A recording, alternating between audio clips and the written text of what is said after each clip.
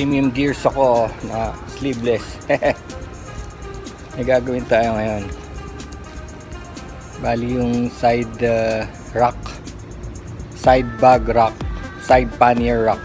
Pero this time meron akong gagawing style para makamura lang. Yung rack na gagawin natin ay nabibili din sa Lazada, Shopee, pero amura nito, 350 pesos lang. Oh, ito siya. Papakita ko sa inyo. Ayan siya, 350 pesos siya, pero medyo malaki. 2x2 ata ito, 2x2 yung sa batas. 2x2, lalagay mo dyan yung lala bag, grab bag, di ba? Ito nakalagay ito dun sa dun sa U-box. Ito yung U-box. So ang kagandahan nito, ito ilalagay ko rin sa U-box ko. Tapos dahil medyo malaki, i-bend na lang natin dito. Be-bend natin, hindi natin puputulin para mailagay natin yung mga bag natin. I'll show you anong huling biyahe natin, di ba? Okay to, gumana tong ibabaw. Yung nagpunta tayo sa may maputik na maputik as a practice for the general na kardinggalan. Umabot pa rin dito kahit may tapalodo na to. So dinagdagan ko. For the meantime, bibili na lang ako ng extension na proper. Palagay ko kailangan hanggang dito para maiwasan to. Wala siya talagang carrier, sinabit lang siya. Bumabangga siya minsan dun. Ngayon ang gagawin natin ganito para makatipid tayo. Igaganyan natin yun dyan, diba? Tapos babalaktutin natin to dito. Kailangan ko lang naman kasi mag-angle siya na ganun kasi malapad siya for now, malapad sobra siya kailangan siya lumiko dito. From here liliko doon. So eto, hindi ko alam kung i-maintain ko o pwede nating putulin to kung di kailangan eto, kung di kailangan to putulin natin to basta kailangan mabend lang. Pero kung hindi naman siya masagabal dito, iiwan ko na for the protection na rin para hindi pumasok yung kalawang dun sa mga welds niya. Selyado to, isipin mo 350 lang, andyan na yung bracket mismo, no? So ang gagawin natin, pupukpukin natin dito, banda rito para lumiko. Yan. Tapos isusukat natin, no?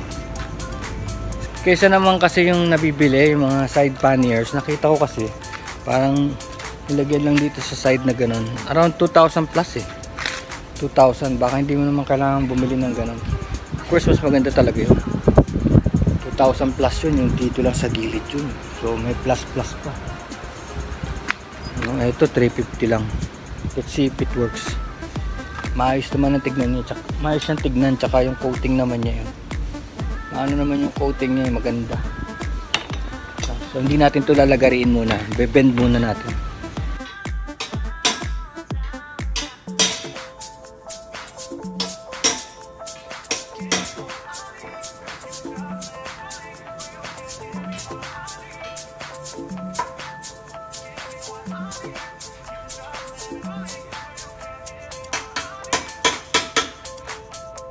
So lumalabas siya ganito yung plano ko, diba? Magkakaroon siya ng mga sabitan dito sa gilid na malayo na siya dun sa gulong, nasa taas na siya. Tapos meron na siyang nakaharang na ganito, much like any side pannier rack, kasi to nakamount dito. So ganyan ang kalalabasan yan. Ngayon gagawin ko, tatanggalin ko na muna yung mga bag, tapos lalagay na natin siya. So here it is, yung pinagbendingan natin, nilagyan ko ng spray para naman hindi exposed. So ito na siya, nandito yung higaan, this is the matting, higaan yan. Ito yung interior vulcanizing kit, nandiyan na yun sa ilalim. Ito yung mga side pouches, no? Ito na siya, nakamount siya dito. Ito yung sa U-box na nakamount siya sa ilalim, kasama nun, kaya hindi matibay siya. Tapos pwede ka na magsabit ng kung ano-ano dito, kagaya nyan. Dito yung tent, So dito tent, kasi dito yung U-box. U-box means pretty much contains everything, no? Ito yung tent. So nandyan na siya. Tapos ito yung gusto kong i-ano sa inyo, yung since meron pa dito, meron pang lalagyan dito sa dulo. Dito matibay din, di ba? Tapos hindi naman din siya takaw sa pwesto. Tapos malayo na siya sa gulong. So kung kinakailangan talaga, ito yung sinasabi ko sa inyo, mga computer bag na sabi ko pwedeng gamitin, pwede pa rin gamitin sana. So ito na yung setup, U-box, daming bago. Gumana yung lalagyan kasi may tent dyan, malalagay mo dito, no? So stable to, nakatornilyo. So ito yung mga bag, dito yung mga cooking utensils. Ito yung mga computer bag na waterproof din, hindi naman ginagamit sa bahay. So at least ito pwede ka magsabit ng kung ano rito. Bawa basa yung medyas mo o basa yung gloves mo, sabit mo dyan. Mga damit mo pagka naglaba ka sa biyahe, sabit mo dyan, matutuyo. Sana wag mahulog, no? So yun, nakatornilyo kasama nitong U-box. Itong tornilyo niya, tatlong yan, mahigpit. So kahit wag mong lagyan ng Loctite yan, syempre hindi naman yan sabay-sabay maluluwag, no? Mararamdaman mo dito kung luluwag yung mga tornilyo na yan. So ito rin siya, no? So 350 lang, di ba? Pwede na kung di kayo maselan, kung hindi naman talagang pang beauty ang dating. Of course ito yung ating natatanggal siya, nasisipa. Nandito yung higaan. May kikwento ako sa inyo. So bawat motor pala may kanya-kanya siyang karakter, may kanya-kanya siyang positive and negative, na hindi porke naka big bike ka o naka small bike, very small bike, pwede mo silang ikumpara. Malayo talaga. Una-una, pag malaki bike mo, mabigat, mahal sa gas, no? Mahal sa maintenance. Pag may maliliit ka na ganito at malayo biyahe, mura sa gas, mura sa maintenance. Tapos syempre, isa pang aspect yon, pag ang kasabay mo let's say 110cc, 125, 115, awkward naman na 125cc sasabay sa mga big bike, no? Sa 350, 300 or 250. Pag long ride, talagang maaabala yung mga mabibilis. Tapos yun namang mahihina, habol ng habol, magkakahiwa-hiwalay kayo kahit di nyo sadyain, magkakahiwa-hiwalay. Kaya mas maganda talaga yung halos magkakalapit kayo ng cc, no? Kasi sa driving naman, karamihan naman ng tao may mga skills naman. Di ka naman babiyahin ng North Loop kung wala kang skills, no? Masyado na malayo yun. Tapos ito pa isa, yung mga street bikes at saka yung mga off-road, magkaiba rin ang mundo nila, magkaiba. So hindi mo pwedeng sabihin merong one for all na bike. Meron talaga ang bike na pamputikan. So kasi una-una, hindi ko naman sinasabing kaya nung iba, pero parang tinatrash mo na siya, parang nilulubog mo na siya sa putik, tinutumba-tumba mo na, kinakalabang na. So mas maganda talaga meron kang bike for that, no? Tapos yun namang pang streets. Yung sabi ko nga sa inyo, ayun, nakadalawang linis na ako. Hindi pa rin talaga siya natanggal ng gusto. Sinabon ko na yan, Gillette spray ko na. Pero may naiiwan sa loob-loob na hindi matanggal putik siya, putik siya, hindi siya basta-basta. Malagkit ang putik dun sa gubat. So isang aspect yun. So kita nyo na, kahit na bumili na ako ng street bike na pang mabilisan, parang dito pa rin ako babagsak sa 135 dahil nga sa utol ko. Kailangan sabayan ko siya. Saka ito pa, sinabi ko kay Bossay, magano tayo, mag North Loop sabi ko. Ulitin natin North Loop. Kasi last North Loop ko is 2012. So matagal na, gusto ko ulitin. Masaya. Saka yung istorya niya talagang forever ba. Talagang lalasapin mo yung istorya forever. Hindi siya sayang kahit nagmasas pa 20,000 for everything. Hindi siya talaga sayang. It's better than bibili ka ng mga bagong damit o bagong phone. It's better yung bagong experience. So niyaya ko si Boss ng Premium Gears. Naka siya, Duke 390. Sabi ko, sige Duke 390 ka, akin yung 200 NS.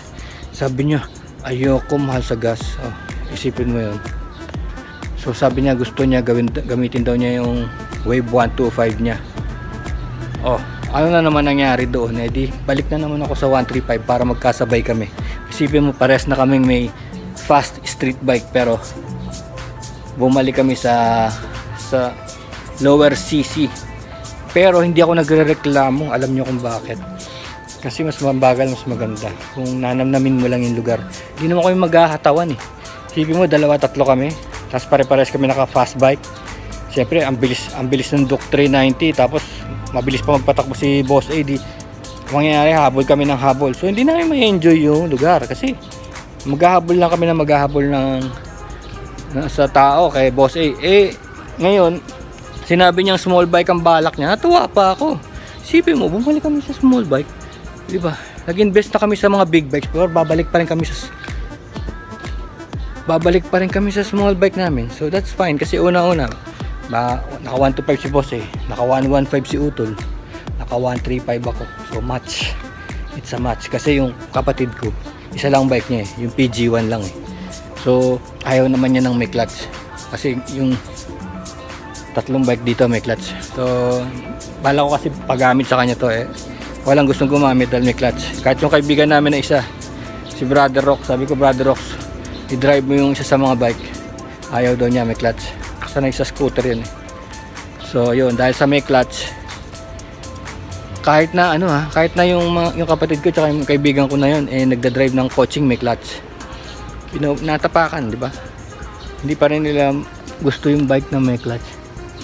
So ayoko naman mamuwersa kasi kung long ride, no, tapos may mga hindi sila sanay, delikado, dapat talaga gamay nila yung motor sanay. So yan ang ating setup.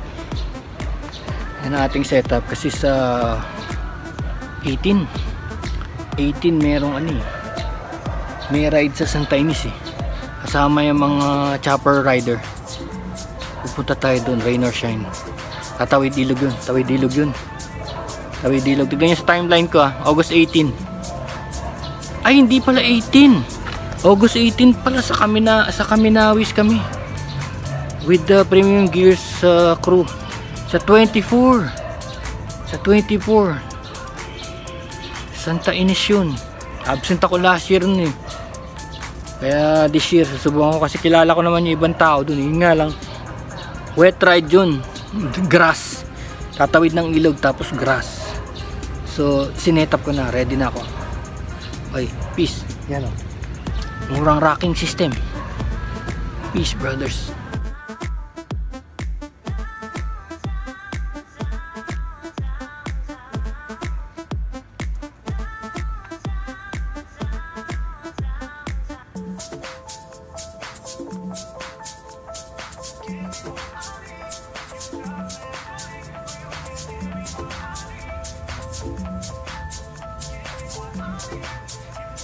Bye.